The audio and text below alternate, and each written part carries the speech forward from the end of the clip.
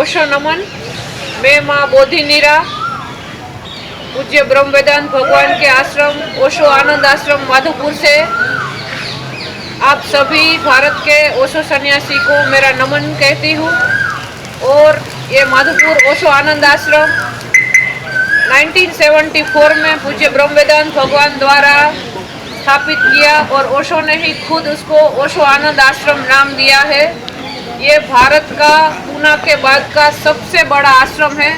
ओशो ने पूरे भारत में दो ही प्रीमाइसिस को आश्रम कहा है, एक पूना को और एक माधोपुर को। बाकी अन्य और जगह को ध्यान केंद्र, ध्यान सेंटर नाम दिया है।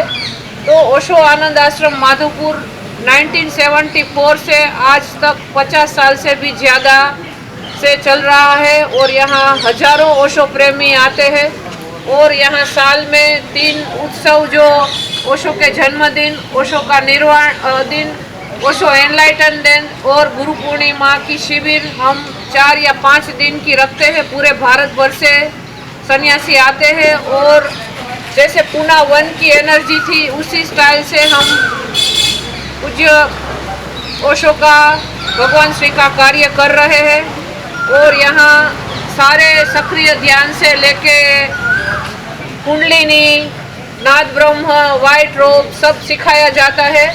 और अंतिम दिन पर बड़ी संन्यास दीक्षा भी होती है। करीब 40 से 50 लोग संन्यास लेते हैं हर दीक्षा में। और पिछले 3 साल में 1000 से भी ज़्यादा लोग यहाँ से संन्यास्त हुए हैं।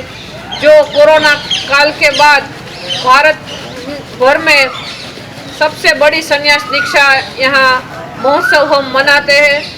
तो हम आपको आमंत्रण देते हैं कि जब भी हमारी शिविर हो आप लोग आइए, आपका स्वागत है।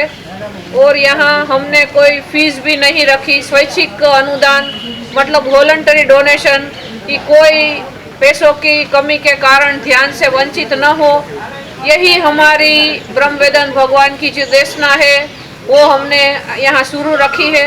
तो पूरे भारत भर से सन्यासियों का स्वागत। अस्तित्व और गुरु की कृपा से मुझे पूज्य ब्रह्म वेदांत भगवान के साथ 21 साल रहने का सानिध्य मिला है। और हमारे पूज्य ब्रह्म वेदांत भगवान कहते थे कि जब भी इस आश्रम में ध्यान शिविर लगती है, लोग आते हैं, नाचते हैं, गाते हैं, तो मुझे बहुत अच्छा लगता है।